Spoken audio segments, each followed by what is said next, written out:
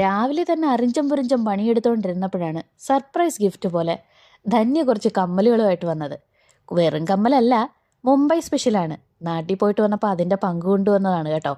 സംഭവം എന്തായാലും കലക്കി.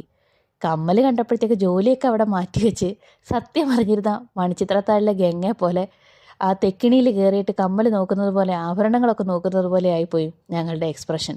വല്ലാത്തൊരു എക്സൈറ്റ്മെൻ്റ് ആയിപ്പോയി. എന്നാൽ ചിലരെങ്കിലും വിചാരിക്കും ഒരു കമ്മൽ കണ്ടതിനാണോ ഇത്രയും സന്തോഷമെന്ന്.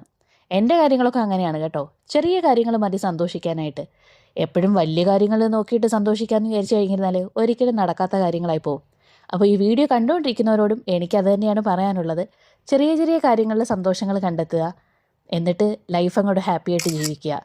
പിന്നെ ആസ് യൂഷ്വൽ കമ്മലൊക്കെ കിട്ടിയതല്ലേ, ഫോട്ടോസൊക്കെ എടുത്തു. അങ്ങനെ 2 സ്നാപ്സ് ഒപ്പിച്ചു. പിന്നെ വീണ്ടും ബാക്ക് ടു വർക്കാണ്. എന്നാലും പുതിയ കമ്മൽ കിട്ടിയതല്ലേ, ഇട്ട് നോക്കാതിരിക്കാൻ പറ്റുമോ?